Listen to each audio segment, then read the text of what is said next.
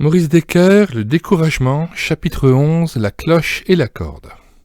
Dans le chapitre précédent, nous avons cité quelques lignes d'un excellent livre de Ronald Dunn, ce pasteur qui a lutté pendant 10 ans contre une profonde dépression à la suite du suicide de son fils. Il nous y indique comment il réagit dès que son esprit, complice de sa mémoire, fait mine de l'entraîner vers le cimetière des déceptions en commençant à emprunter la route de son si douloureux passé. Je prends la décision délibérée de tourner mes pensées dans une autre direction, vers le chemin de la louange et de l'action de grâce. Parfois j'y arrive et parfois j'échoue. Il vaut la peine de s'arrêter sur la dernière phrase citée, car elle est un aveu qui vaut son pesant d'or. Parfois j'y arrive et parfois j'échoue.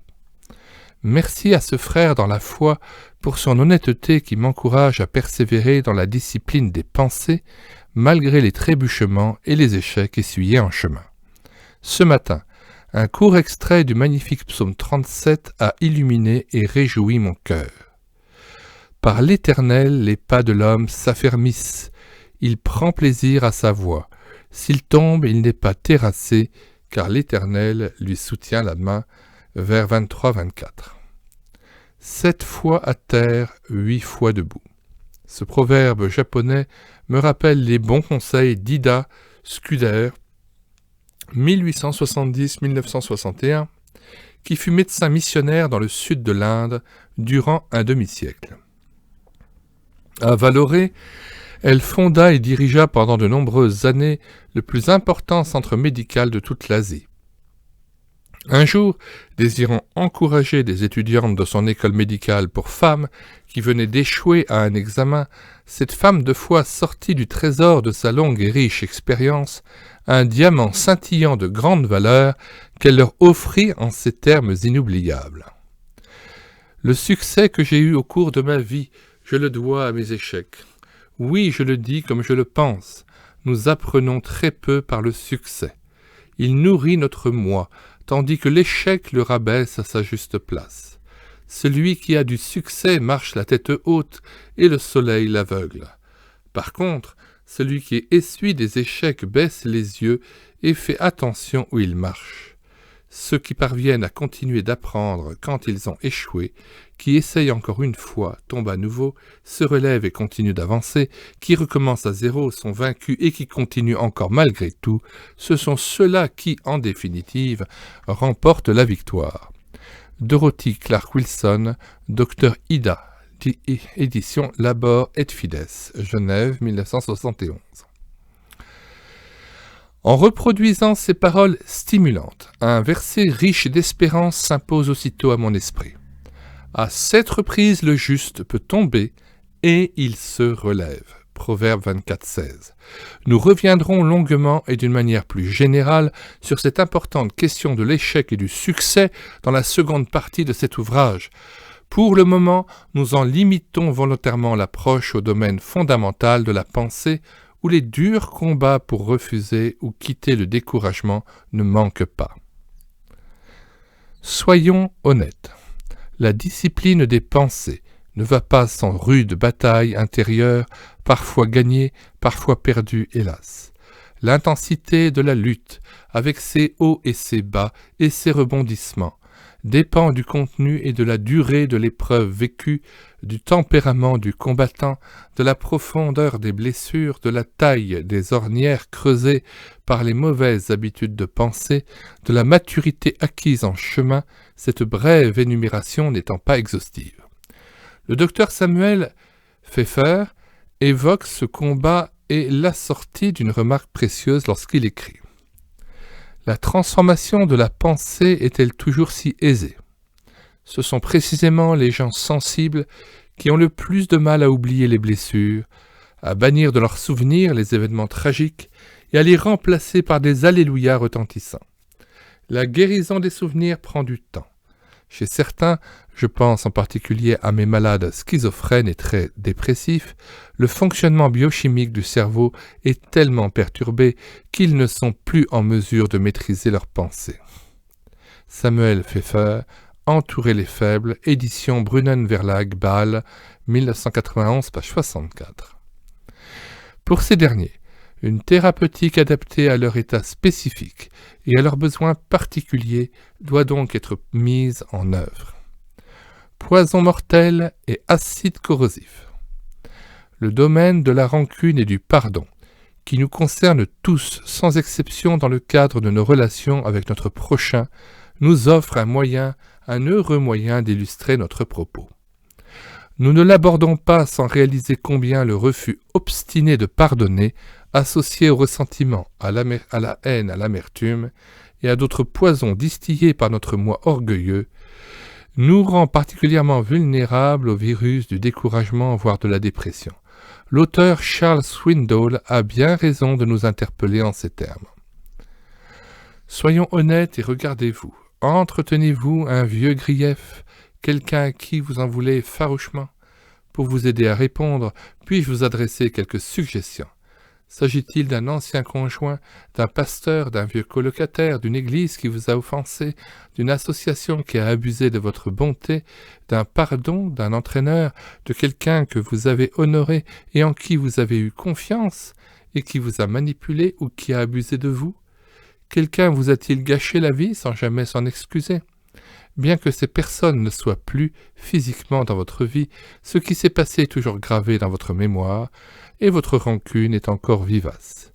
Si c'est le cas, je pense pouvoir affirmer avec certitude que vous vous dites « Un jour, d'une manière ou d'une autre, je lui rendrai la monnaie de sa pièce ». Entretenir ainsi votre colère, ressasser vos griefs, refuser délibérément de pardonner, infeste votre vie en silence. C'est un poison mortel. Charles R. Swindoll, Esther, édition Ministère Multilingue, Longueuil, Québec, Canada, 2001, page 80. L'aigreur, l'animosité, la rancœur et le cynisme sont des acides très corrosifs qui rongent, brûlent et ulcèrent les tissus de l'âme, y provoquant des plaies qui mettront du temps à se refermer et à cicatriser lorsque le problème aura été réglé. Le bouillonnement intérieur et l'irritabilité, les insomnies et le manque d'appétit engendrent une fatigue physique et nerveuse et une usure intérieure qui offre à Satan un champ d'action idéal pour y semer à pleine main l'ivraie de la déprime. Dès l'instant où je commence à haïr quelqu'un, je deviens son esclave. Je ne peux plus prendre plaisir à mon travail parce qu'il contrôle jusqu'à mes pensées. L'homme objet de ma haine me poursuit où que j'aille.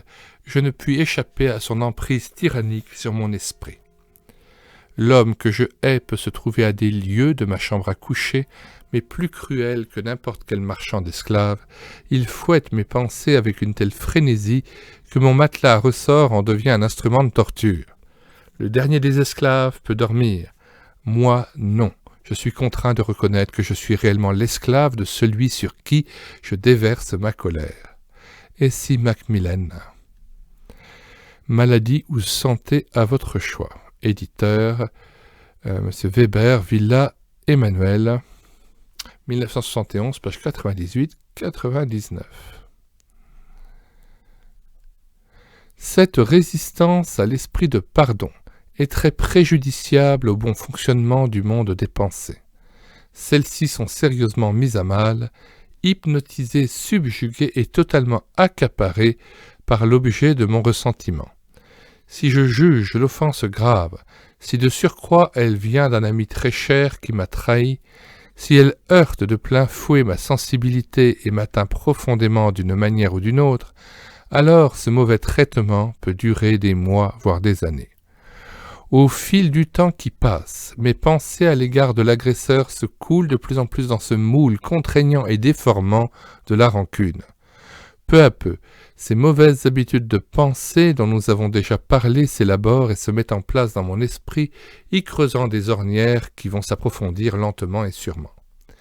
Il me devient alors impossible de penser à l'offenseur sans que cela déclenche en moi un fort ressentiment de contrariété, une vague tumultueuse d'indignation et d'hostilité grondante et soupirante. La simple idée d'avoir affaire à lui est à classer dans les cauchemars à éviter coûte que coûte. Le croiser sur ma route devient une épreuve insupportable, car sa seule vue déclenche en moi un violent geyser de pensée fort peu glorieuse à son égard. et pendant tout ce temps le ciel de ma communion avec mon Dieu, mon Père céleste, est voilé. La vie de prière s'étiole, tombe en quenouille. La Bible n'est entr'ouverte qu'à contre-cœur, son message dérange trop ma conscience chargée. Les rencontres de l'Église deviennent une piquette à ne consommer qu'avec une extrême modération. Supplice de Sisyphe et torture de Tantale. Mais le Saint-Esprit attristé travaille pour que le miracle du pardon donné puisse se produire dans mon cœur préalablement défriché, labouré et hercé par les instruments de son choix. Quel bonheur lorsque finalement la décision de pardonner est prise et que ma volonté passe aux actes, ordonnant à mes lèvres, en accord avec mon cœur, de prononcer, même tout bas, ces mots si simples et pourtant si forts, « Je te pardonne ». C'est fait. Le chemin de la paix et de la joie intérieure est à nouveau grand ouvert, le rideau noir tendu entre terre et ciel se déchire enfin, la lumière d'en haut fait irruption dans mon cœur, mon esprit est libéré, la grâce de Dieu vient de triompher. Que se passe-t-il trop souvent dans les jours et les semaines qui suivent cette heure bénie? Dans le silence de la nuit, je me surprends à ruminer étrangement ces mauvaises pensées dont je croyais être définitivement débarrassé depuis l'instant précis où j'ai pardonné. Ce remâchement malsain propose des montées d'aigreur, des bouffées acides et des nausées de dégoût qui envahissent peu à peu mon esprit troublé. On dirait un volcan qui se réveille après un trop court temps de sommeil. La paix est chassée de mon âme, le doute lancinant se glisse dans la place, un angoissant constat d'échec finit par s'imposer à mon cœur, mis sans dessus-dessous. Ces mauvaises pensées prouvent que je n'ai pas vraiment pardonné. Rien n'est réglé, tout est à refaire. La preuve incontestable m'en est donnée à l'instant même où, un de ces jours-là, je me retrouve nez à nez avec mon ex-offenseur dans l'allée centrale d'un supermarché. C'est affreux. En un clin d'œil, tout le passé ressurgit. Mon esprit violemment secoué, entre en éruption, et depuis le magma intérieur de mon cœur à nouveau brûlant de rancœur, la lave en fusion monte et s'échappe en gerbe incandescente de pensées destructrices que je me garde bien d'exprimer tout haut. Masqué d'un sourire grimaçant, je balbutie avec peine un charabia de politesse saupoudré de quelques évidentes banalités, tout en lorgnant fébrilement ma montre comme si un devoir pressant me réclamait ailleurs. Mort de honte, rouge de confusion et croyant marcher sur des charbons ardents, j'ai réussi enfin à quitter cette zone très dangereuse où je me sentais comme une fournaise chauffée à blanc. Et je viens d'essuyer un échec cinglant, retentissant, mortifiant dans le domaine du pardon. Certains croyants finissent par se lasser de pardonner, et de pardonner encore et toujours pour la même et unique offense. Ils sont découragés par les échecs répétés qu'ils connaissent au niveau de leurs pensées. Ils en viennent parfois même à croire secrètement que le message biblique du pardon correspond à un idéal inaccessible en ce bas monde. Il appartient au pays des rêves, à un merveilleux Eldorado, au royaume paradisiaque de l'utopie. Désolé, désabusé et usé, il se compare volontiers à Sisyphe, le roi de Corinthe déjà évoqué au début de cet ouvrage. Selon la légende bien connue, ce fils d'Éole fut condamné à rouler une pierre jusqu'au sommet d'une montagne, mais il ne pouvait jamais parvenir à son but, l'énorme bloc s'obstinant à dévaler la pente et le contraignant à recommencer éternellement son épuisant labeur. Semblables à Tantale, ils sont consumés par la soif et la faim de jouir intérieurement des effets du pardon donné, mais le fruit succulent de ce pardon se dérobe continuellement à leurs mains désespérément tendues pour le cueillir. Mais où donc se situe le nœud du problème? Et comment le dénouer? Les cloches de mon enfance. Après sa libération du camp de Ravensbrück, Corrie ten Boom fut, elle aussi, confrontée à ce supplice. Sa décision de pardonner une offense à des amis qui avaient des torts envers elle fut suivie de 2 semaines d'insomnie consécutive à un retour en force de pensées accusatrices. Elle finit par s'en ouvrir à un pasteur dont l'aide bienveillante fut décisive. Il se servit d'une illustration toute simple qui me rappelle un souvenir lumineux de mon enfance. C'est ce souvenir qui va servir de guide pour la suite de mon propos. Chaque dimanche matin, le temple protestant de ma petite ville natale accueillait notre famille pour une heure de culte. J'aimais entendre les cloches sonner à toute volée pour annoncer le début et la fin du culte. Je me souviens d'avoir observé et admiré ceux qui étaient chargés d'actionner les cloches en maniant adroitement les cordes auxquelles elles étaient attachées. J'obtins même à plusieurs reprises l'insigne privilège d'être hissé par des bras robustes pour pouvoir saisir une des cordes dans mes petites mains et tenter d'obtenir à la force de mes bras plutôt maigrichons la salutation sonore d'une de ces cloches si sympathiques.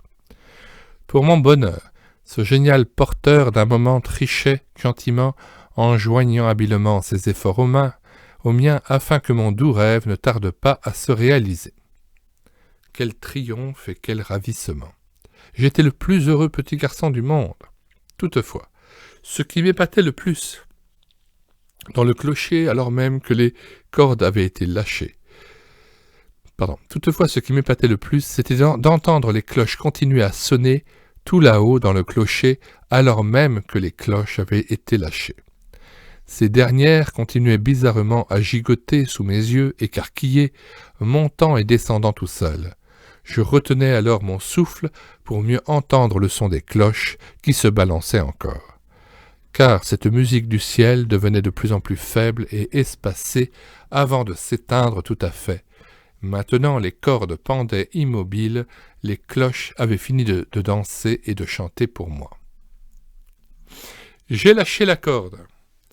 À l'instant même où j'accorde mon pardon à une personne envers qui j'ai éprouvé de la rancune et d'autres mauvais sentiments en réaction aux blessures qu'elle m'a infligées, c'est comme si je lâchais une corde reliée à une cloche baptisée mauvaise pensée. Avant ce geste ô combien libérateur, le son désagréable de cette cloche résonnait fortement dans mon esprit et le troublait. Je ne dois toutefois jamais oublier que la cloche ne cesse pas de sonner au moment précis où je lâche la corde. Elle continue à se balancer et à sonner encore pendant un certain temps. Plus j'ai tiré sur la corde avec vigueur, plus il faudra de temps pour que le balancement de la cloche s'arrête et que le son s'éteigne définitivement. Les ding-ding-dong vont s'espacer et s'affaiblir peu à peu jusqu'à leur mort naturelle. Si j'ai ruminé des pensées de rancœur amère pendant des semaines et des mois, je ne dois pas être surpris de les entendre sonner et résonner encore pendant quelque temps dans ma tête. C'est que ma pensée a pris des mauvais plis qui ne vont pas disparaître en un clin d'œil, comme par enchantement. Rappelons-nous les mauvaises ornières creusées par la culture de mauvaises pensées. Leur bourdonnement désagréable ira en s'affaiblissant, deviendra de plus en plus sourd et espacé et finira par mourir. Ce qui est capital après avoir lâché la corde, c'est de ne plus autoriser mon esprit à coopérer avec ces vieilles mauvaises pensées à l'agonie. Il me faut affirmer haut et fort, j'ai lâché la corde et me refuser fermement à tendre l'oreille pour écouter cette musique diabolique. Je dois apprendre à résister aux menteurs qui profitent de ce que la cloche sonne encore pour semer le trouble dans mon cœur en me faisant croire que je n'ai pas lâché la corde. Je refuse donc de collaborer avec lui en mordant à l'hameçon de ses insinuations mensongères. Mais en même temps, j'adopte la stratégie offensive évoquée tout au long du chapitre précédent, réorientant ainsi mon regard dans la bonne direction pour pouvoir replanter sans tarder davantage de magnifiques pensées dans le jardin de mon cœur dévasté par la tempête. J'offre aux eaux troubles du bassin agité dans mon esprit ces fameux poissons rouges qui vont y faire le ménage avec un zèle sans égal. En procédant ainsi, je relève mes mains qui sont tombées et mes genoux qui ont fléchi. Je dirige de nouveau mes pas vers les chemins droits, afin que mon pied qui boite ne se démette pas complètement, mais qu'il guérisse plutôt. Hébreux 12, 12-13. J'ai trébuché, mais je n'ai pas été terrassé. La grâce de mon Père céleste, ce Dieu fidèle et plein de compassion, m'a relevé. Il m'a pardonné et corrigé avec amour. Il marche avec moi et me tient par la main. Durant mon parcours terrestre en sa merveilleuse compagnie, je ne veux pas oublier son exhortation si riche d'encouragement.